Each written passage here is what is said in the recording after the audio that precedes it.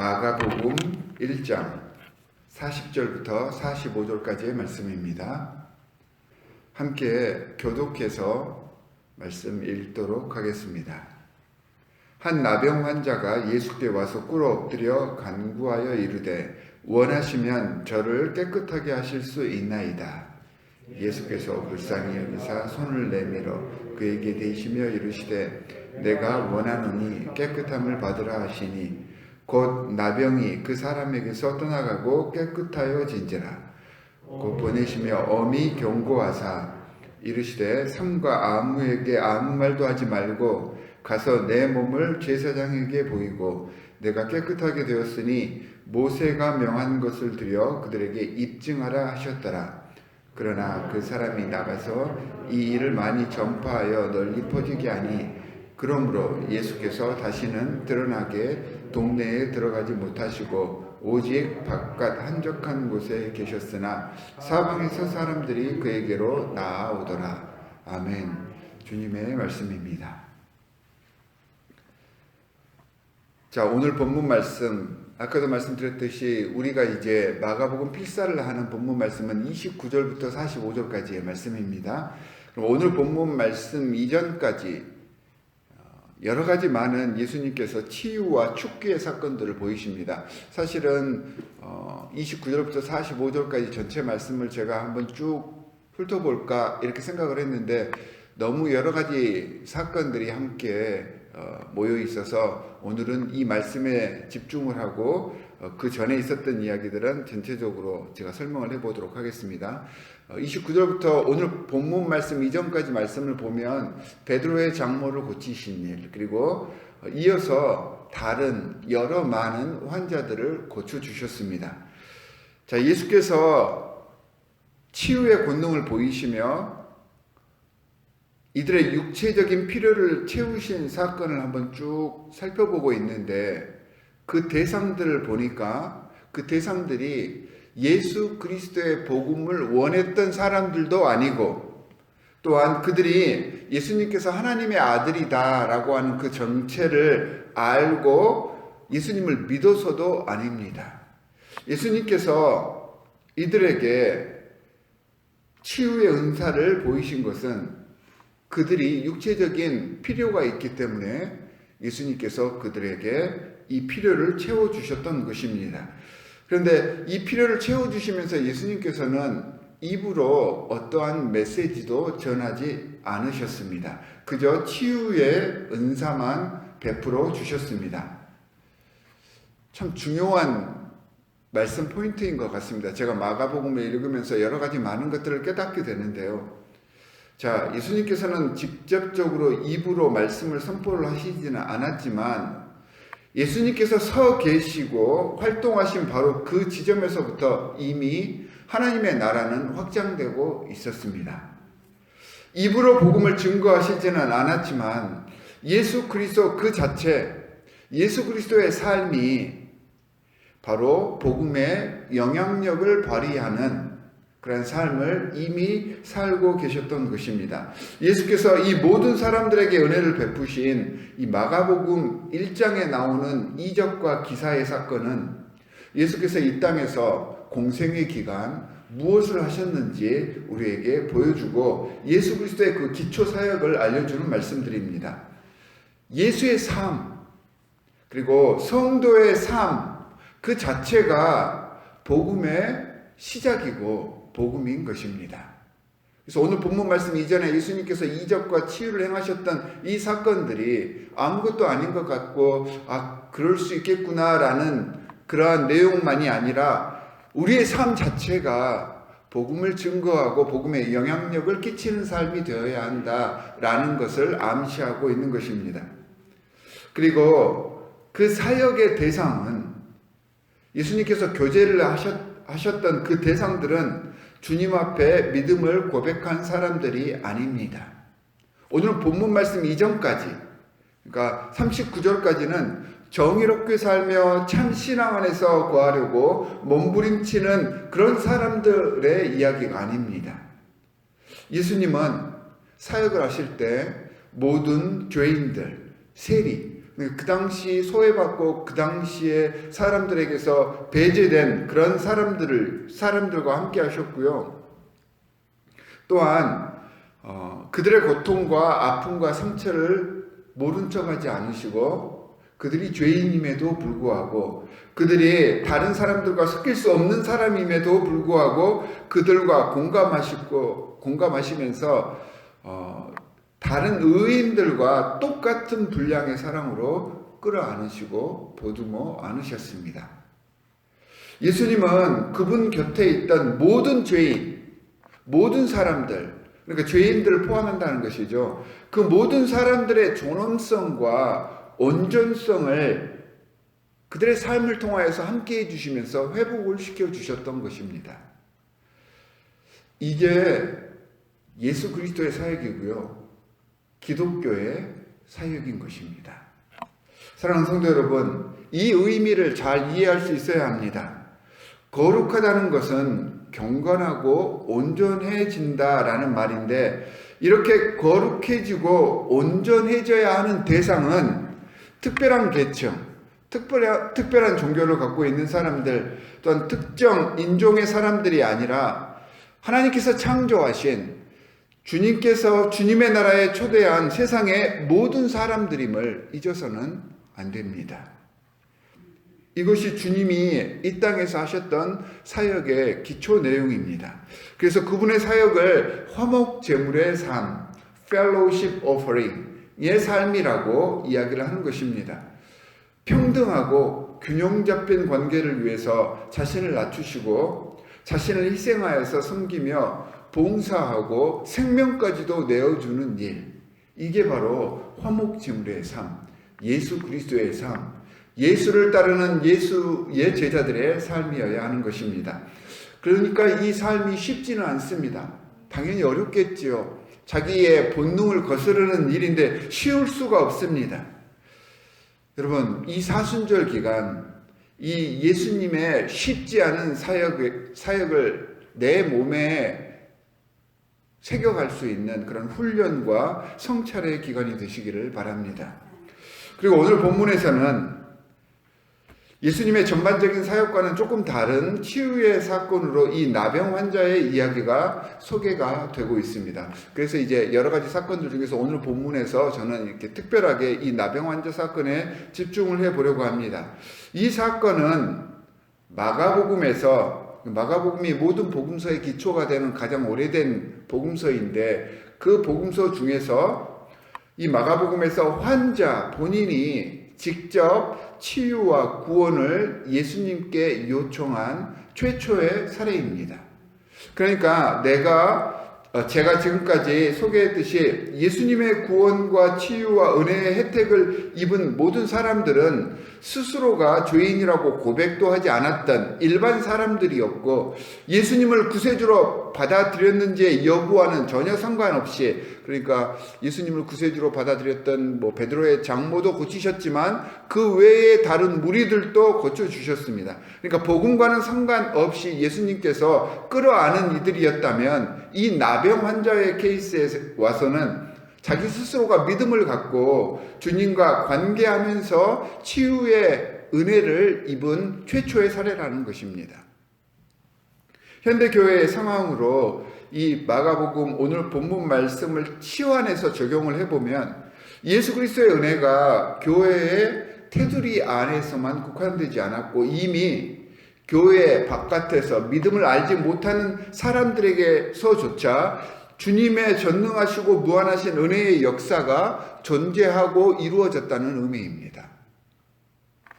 교회가 배타적이어서는 안 되고 자신만이 유일한 구원의 대상임을 자만해서는 안 되는 근거가 되고요. 더욱더 이 주님 앞에서 겸손해야 함을 나타내는 이 말씀의 의미가 이 마가복음 1장에 함축되어 있는 것입니다. 이 나병 환자와의 만남은 여러 가지 종류의 문제로 고통당하는 상황 속에서 주님을 믿고 주님만이 구원의 유일한 분임을 확실히 알아서 주님의 은혜를 갈구하고 나아가는 현대의 신앙인들, 성도들의 상황을 비유한 것입니다. 주님께서 문제를 해결해 주실 수 있을 것이라는 그 믿음으로 주님께 나아가서 꿇어 엎드려 간구하는 이 나병 환자를 보시고 주님이 느끼신 마음은 불쌍해하는 마음, 가엾은 연민의 마음을 느끼셨다라고 말씀해 주셨습니다. 그러니까 그의 처지를 깊이 안타까워하고 그가 예수님 앞으로 다가서자 그의 고통을 함께 느끼셨다는 것입니다. 여러분, 우리의 신앙이 굴복하는 무엇인가를 구하고 무엇인가를 예수님으로부터 얻어내려고 하는 주께 얻어내려는 신앙으로 흘러가는 것 분명히 문제이지만 그럼에도 불구하고 신앙은 주님과의 관계를 통해서 주님께 도움을 받기 위함입니다. 신앙 자체가 주님께 바라는 그런 마음이 투영되어 있음을 잊어서는 안 됩니다. 기도, 우리가 말하는 그 영적 대화는 분명 주님의 마음을 움직일 수밖에 없습니다. 여러분, 학창시절에, 지금은 이렇게 체벌이 없어졌지만 저희 때에는 이제 체벌이 있었었죠. 학창시절에도 매를 맞는데 선생님께서 10대를 지정해 놓고 너 10대 맞아 해갖고 때리는데 10대를 꿋꿋이 맞고 있는 학생들은 10대를 다 맞습니다. 하지만 한 대 때릴 때마다 나 죽겠다고 막 이렇게 뒹굴고 그러면 그 선생님이 10대를 때리려다가 다 못 때리십니다. 하도 엄살을 피우고 엄살인 줄 알고 있으면서도 너무 심하게 아프다고 하면 그냥 선생님이 못 때리십니다. 마찬가지인 것 같습니다. 주님께 매달리고 주님께 온전히 맡기고 막 몸부림치면 주님은 공감의 마음으로 우리의 상처, 우리 문제 위에 직접 손을 대해 주실 수밖에 없을 것 같습니다. 나병 환자에게 손을 대신 것은 소외되고 버림받았던 그를 온전한 인격체로 인정해 주시며 비록 부정하고 온전하지 못하더라도 그를 끌어안아 주신다는 주님의 사랑과 사랑의 의지를 드러내고 있습니다. 한 달 전쯤에 우리 김혜길 목사님께서 비슷한 설교를 해주신 것 같은데 더러운 것을 만져서 더러워진다고 생각했던 그 당시 오히려 예수님께서는 부정한 것을 만지셔서 그 부정하고 더러운 것이 자신으로 인하여서 거룩하게 하시고 정결케 하셨던 것입니다. 이게 예수 그리스도의 힘입니다. 그리고 예수 그리스도를 따르고 예수 그리스도의 도를 따르는 모든 하나님의 백성들이 이 세상에 보일 수 있는 영향력이다라는 것을 잊지 마시기 바랍니다.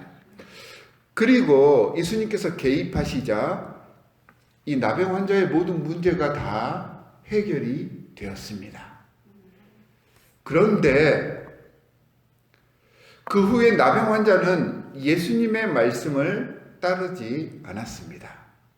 예수께서 제사장에게만 보이고 다른 사람들에게 절대 알리지 말라라고 엄히 경고하셨음에도 그는 떠나가서 자신이 나음을 입었다고 주위에 모두 알리고 퍼뜨렸습니다. 여러분, 이해가 되죠? 저도 이해가 되는 것 같습니다. 이 놀라운 사건, 자신의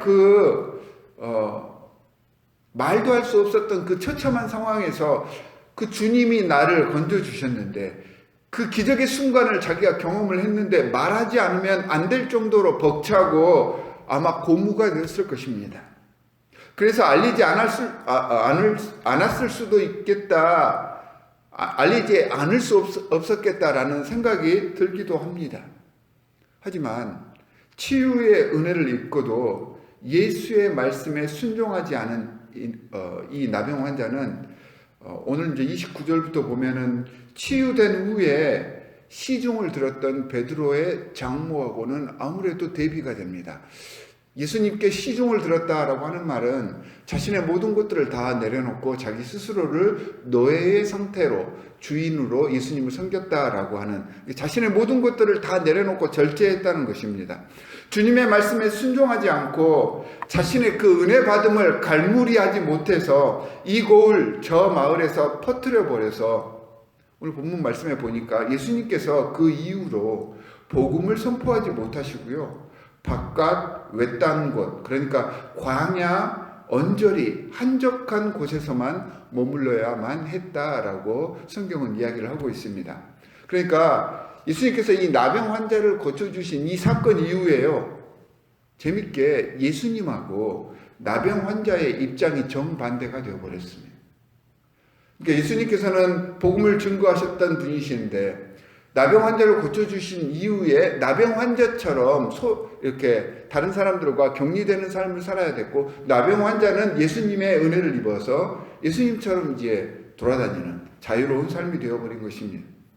예수님께서는 자신의 복음이 증거되길 바라셔서 자신의 사역을 이어가시기 위해서 나병 환자에게 부탁을 하셨는데, 이 일로 인하여서 이렇게 선포를 해버리는 일로 인하여서 예수님의 복음보다는, 예수 그리스도의 메시지보다는 예수 그리스도께서 치유해 주셨던 죽기와 치유의 능력에 더 포커스를 맞추게 되어서 다른 사람들이 예수님을 볼 때 예언자로서 하나님의 아들로서의 메시지를 바라는 것이 아니라 기적을 일으키는 사람으로서 바라보게 되는 계기가 되어버렸던 것입니다.